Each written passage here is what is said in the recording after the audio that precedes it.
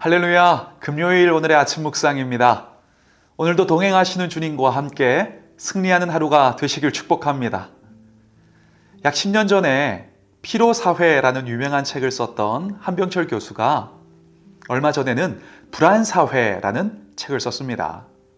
10년 전 우리 사회의 이슈가 피로였다면 지금은 불안이라는 거죠.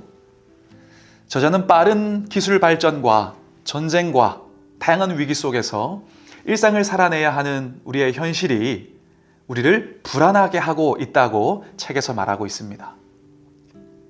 그런데 이런 시대 속에서 불안을 느끼는 것은 사실 세상 사람들뿐만 아니라 성도에게도 마찬가지입니다. 우리도 내가 통제할 수 없는 상황 속에서 불안함과 무기력함을 느낄 때가 있습니다. 마음속에서는 믿음과 염려, 기도와 걱정이 더 마음의 영역을 차지하기 위하여 매일같이 우리 안에서 싸우기도 합니다. 그런데 그런 불안이 우리의 복된 미래를 가로채지 못하도록 예수님께서 이 땅에 오셨습니다. 예수님은 보좌를 버리시고 찾아오셔서 죄에서 우리를 건지시고 수많은 인생의 불안 요소들을 제거하셨습니다. 오늘 본문에도 삶의 고통과 불안함 가운데 있던 다양한 사람들의 회복 이야기가 기록이 되어 있는데요. 먼저 베드로의 장모가 열병에 걸린 사건이 등장합니다. 당시 베드로의 장모는 고열로 고통받는 위독한 상태에 있었던 것으로 보입니다. 그런데 사람의 힘으로 고쳐지지 않아서 불안해하며 괴로워하던 그때에 주님이 그 병을 떠나가게 하신 거죠.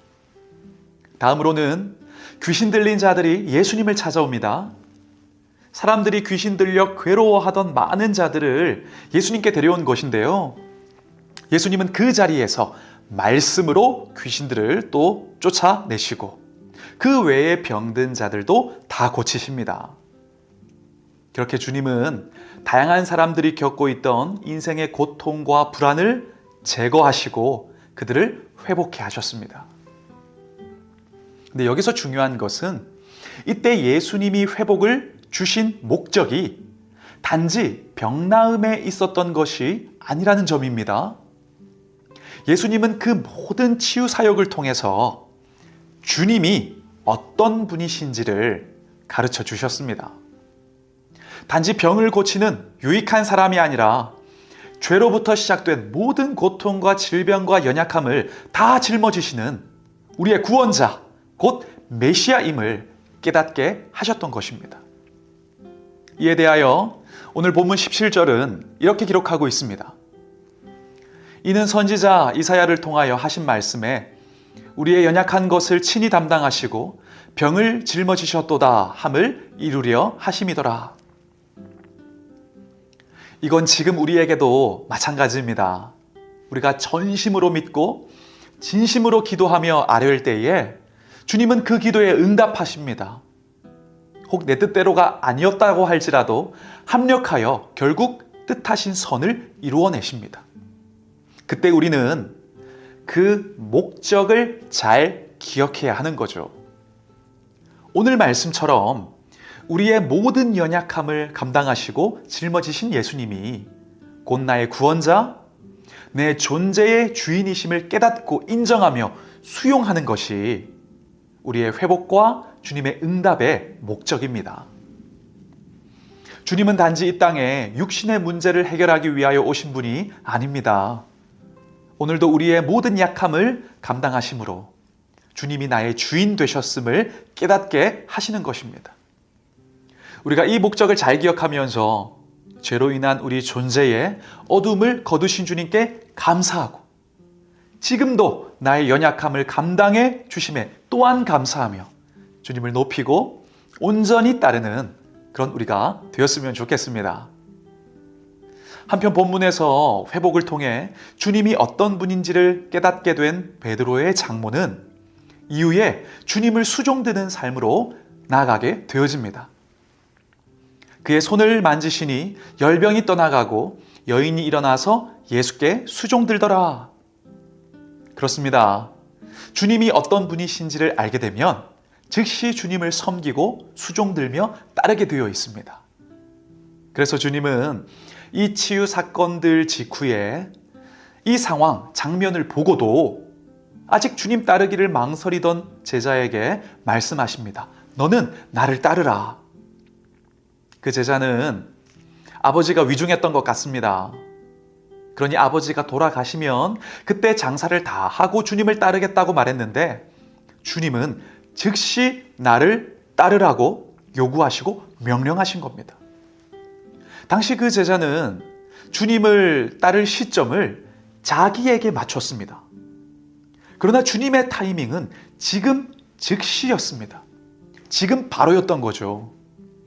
너의 시간에 나를 맞추지 말고 내가 너의 주인임을 깨달았다면 나의 시간에 너를 맞추라고 말씀하신 거죠. 많은 경우 우리는 당시 그 제자처럼 나의 시간에 주님을 끼워 넣을 때가 있는 것 같습니다. 주님, 이 상황이 해결되고 이 문제가 풀리면 그때 잘 따를게요. 일단 급한 불부터 끄고 주님 따를게요. 따르지 않겠다는 게 아닙니다. 다만 지금은 상황상 너무 힘듭니다. 말할 때가 있죠. 그런데 여러분, 그러다가 믿음의 길에서 밀려나고 이탈하게 되는 경우가 있는 것입니다. 여러분, 군대에서 행군 해보신 분들은 아실 거예요. 대열을 쭉 갖춰 나가다가 특정 시점이 되면 당장 드러눕고 싶은 그런 한계 지점이 옵니다. 그런데 그곳에서 주저앉으면 결국 못 일어납니다. 소위 말해서 낙오하는 거죠. 힘들고 벅차도 대열의 속도, 그 흐름에 나를 맞추고 끝까지 가야 합니다. 그렇게 임계점을 넘어서 가다 보면 숨이 트이고 걸어낼 힘이 올라오게 되어집니다. 그래서 그 대열과 함께 완주를 하게 되는 거죠. 우리의 신앙생활도 그렇습니다. 때로는 우리에게도 순종의 임계점이 옵니다. 주님을 따를 때에 사명으로 살아가는 삶을 딱 내려놓고 싶은 지점. 그때 말하죠. 주님, 이 일, 이 상황, 문제로부터 다 정리하고 다시 따를게요.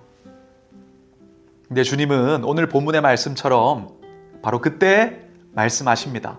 즉시 따르라. 너를 이끄는 나의 흐름, 그 나의 속도에 너를 맞추라는 의미입니다. 여러분, 주님이 그렇게 말씀하셨다면 주님께는 대안이 있으신 겁니다. 여러분, 염려하지 마십시오. 내 수준에서의 대안과 답이 아니라 주님의 대안과 답이 있으십니다. 마라톤 할 때에 힘든 지점에서 물과 에너지제를 제공하는 것처럼 우리가 주님의 속도에 나를 맞춰 나아가면 주님은 그때의 공급, 그때의 은혜로 완주할 힘을 주실 것입니다.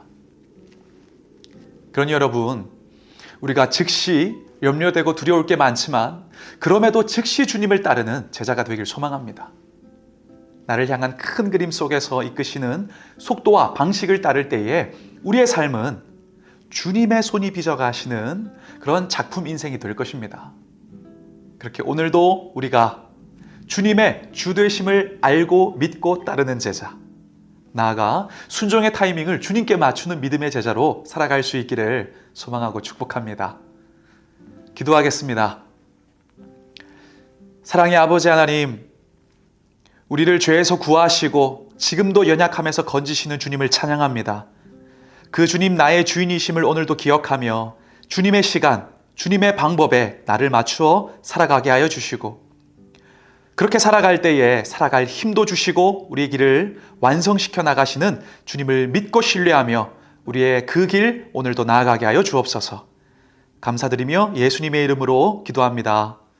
아멘.